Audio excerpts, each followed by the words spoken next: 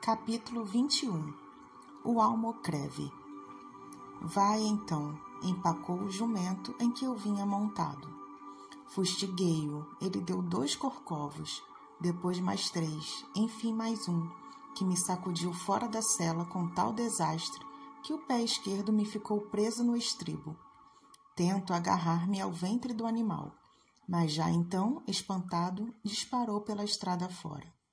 Digo mal. Tentou disparar e efetivamente deu 2 saltos. Mais um almocreve, que ali estava, acudiu a tempo de lhe pegar na rédea e detê-lo, não sem esforço nem perigo. Dominado o bruto, desvencilhei-me do estribo e pus-me de pé. Olhe do que vosmecê escapou, disse o almocreve. E era verdade. Se o jumento corre por ali fora, contundia-me deveras, e não sei se a morte não estaria no fim do desastre. Cabeça partida, uma congestão, qualquer transtorno cá dentro. Lá se me ia a ciência em flor. O almocreve salvara-me talvez a vida. Era positivo. Eu sentia-no no sangue que me agitava o coração. Bom almocreve.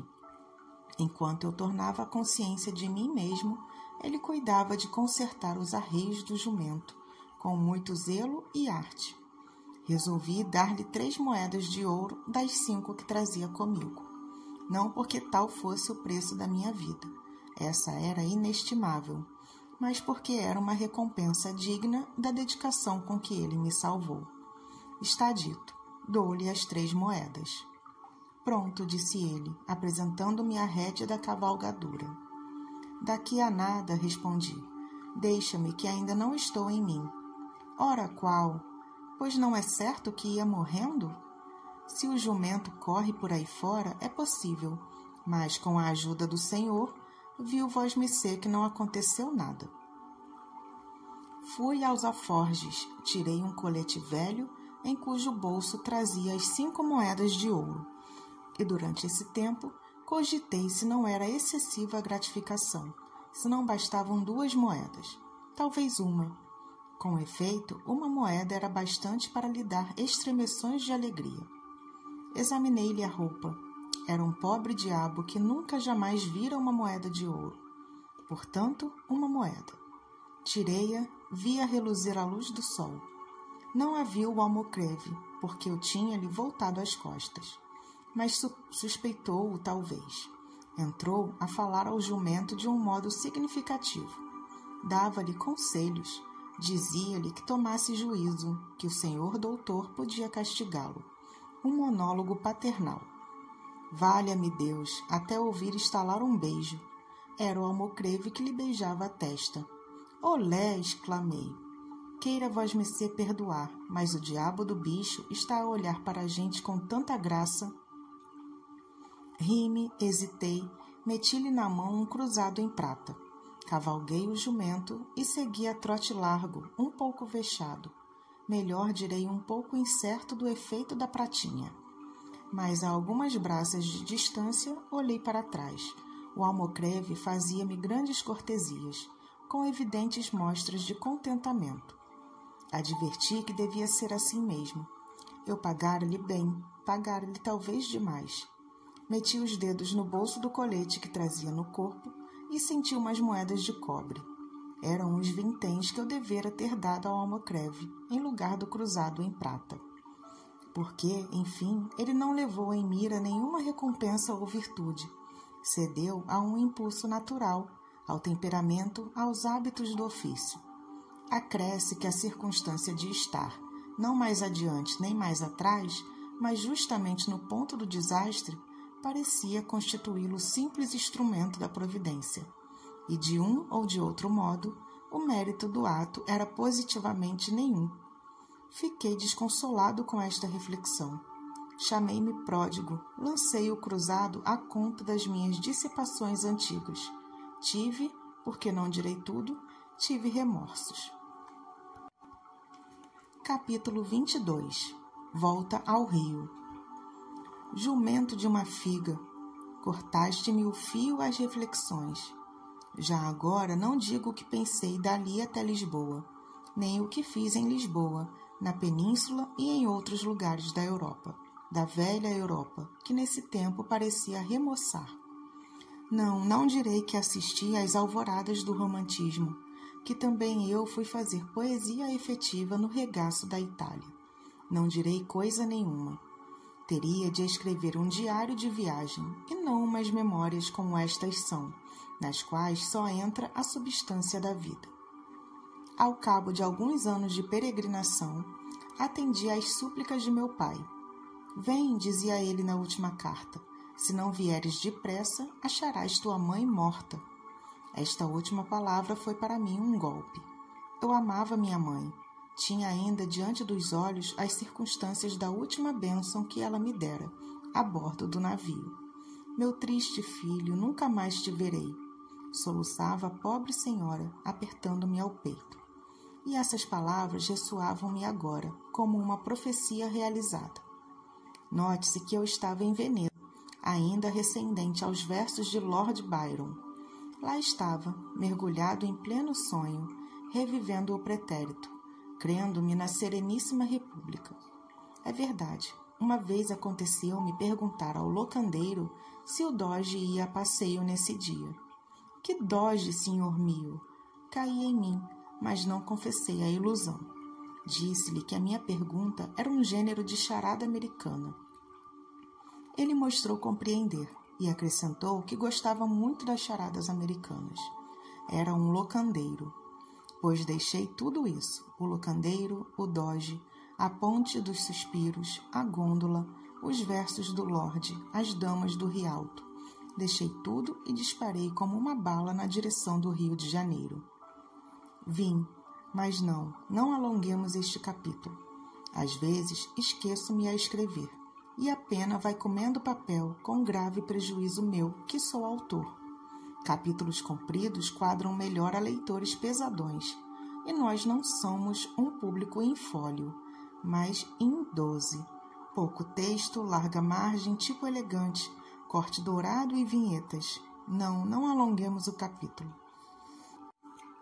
Capítulo 23. Triste, mas curto. Vim. Não nego que, ao avistar a cidade natal, tive uma sensação nova. Não era efeito da minha pátria política. Era o do lugar da infância, a rua, a torre, o chafariz da esquina, a mulher de mantilha, o preto do ganho, as coisas e cenas da meninice, buriladas na memória. Nada menos que uma renascença. O espírito, como um pássaro, não se lhe deu da corrente dos anos, arrepiou o vôo na direção da fonte original e foi beber da água fresca e pura, ainda não mesclada do enxurro da vida. Reparando bem, há aí um lugar comum. Outro lugar comum, tristemente comum, foi a consternação da família. Meu pai abraçou-me com lágrimas. Tua mãe não pôde viver, disse-me. Com efeito, não era já o reumatismo que a matava. Era um cancro no estômago. A infeliz padecia de um modo cru, porque o cancro é indiferente às virtudes do sujeito. Quando rói, rói. Roer é o seu ofício. Minha irmã, Sabina, já então casada com o Cotrim, andava a cair de fadiga. Pobre moça, dormia 3 horas por noite, nada mais. O próprio tio João estava abatido e triste. Dona Eusébia e algumas outras senhoras lá estavam também, não menos tristes e não menos dedicadas. Meu filho... A dor suspendeu por um pouco as tenazes. Um sorriso alumiou o rosto da enferma, sobre o qual a morte batia a asa eterna. Era menos um rosto do que uma caveira. A beleza passara como um dia brilhante. Restavam os ossos que não emagrecem nunca. Mal poderia conhecê-la. Havia 8 ou 9 anos que não nos víamos. Ajoelhado ao pé da cama, com as mãos dela entre as minhas, fiquei mudo e quieto, sem ousar falar, porque cada palavra seria um soluço, e nós temíamos avisá-la do fim. Vão temor. Ela sabia que estava prestes a acabar. Disse-mo, verificamo-lo na seguinte manhã. Longa foi a agonia, longa e cruel, de uma crueldade minuciosa, fria, repisada, que me encheu de dor e estupefação.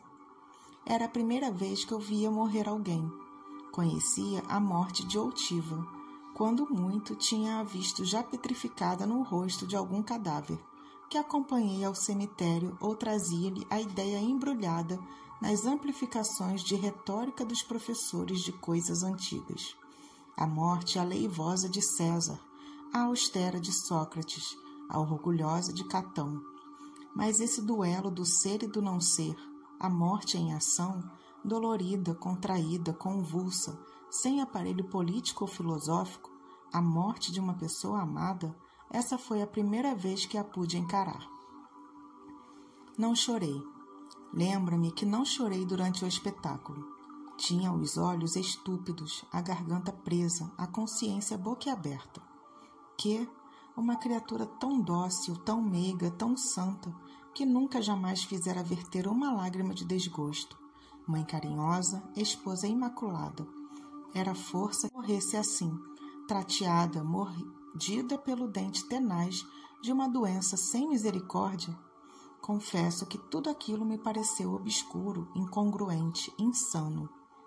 Triste capítulo. Passemos a outro mais alegre. Capítulo 24. Curto, mas alegre. Fiquei prostrado, e contudo era eu, nesse tempo, um fiel compêndio de trivialidade e presunção. Jamais o problema da vida e da morte me oprimira o cérebro. Nunca, até esse dia, me debruçara sobre o abismo do inexplicável. Faltava-me o essencial, que é o estímulo, a vertigem. Para lhes dizer a verdade toda, eu refletia as opiniões de um cabeleireiro, que achei em Módena e que se distinguia por não as ter absolutamente. Era a flor dos cabeleireiros. Por mais demorada que fosse a operação do toucado, não enfadava nunca. Ele intercalava as penteadelas com muitos motes e pulhas, cheios de um pico, de um sabor. Não tinha outra filosofia, nem eu. Não digo que a universidade não me tivesse ensinado alguma, mas eu decorei-lhe só as fórmulas, o vocabulário, o esqueleto. Tratei-a como tratei o latim. Embolsei 3 versos de Virgílio, 2 de Horácio, uma dúzia de locuções morais e políticas para as despesas da conversação. Tratei-os como tratei a história e a jurisprudência. Colhi de todas as coisas a fraseologia, a casca, a ornamentação. Talvez espante ao leitor a franqueza com que lhe exponho e realço a minha mediocridade. Advirta que a franqueza é a primeira virtude de um defunto. Na vida, o olhar da opinião, o contraste dos interesses, a luta das cobiças obrigam a gente a calar os trapos velhos, a disfarçar os rasgões e os remendos, a não estender ao mundo as revelações que faz a consciência. E o melhor da obrigação é quando, à força de embaçar os outros, embaça-se um homem a si mesmo, porque, em tal caso, poupa-se o vexame, que é uma sensação penosa, e a hipocrisia, que é um vício hediondo. Mas, na morte, que diferença, que desabafo, que liberdade!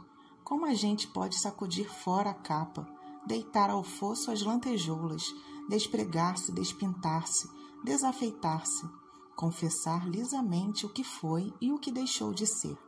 Porque, em suma, já não há vizinhos, nem amigos, nem inimigos, nem conhecidos, nem estranhos, não há plateia. O olhar da opinião, esse olhar agudo e judicial, perde a virtude, logo que pisamos o território da morte. Não digo que ele não se estenda para cá, e não nos examine e julgue, mas a nós é que não se nos dá do exame e nem do julgamento.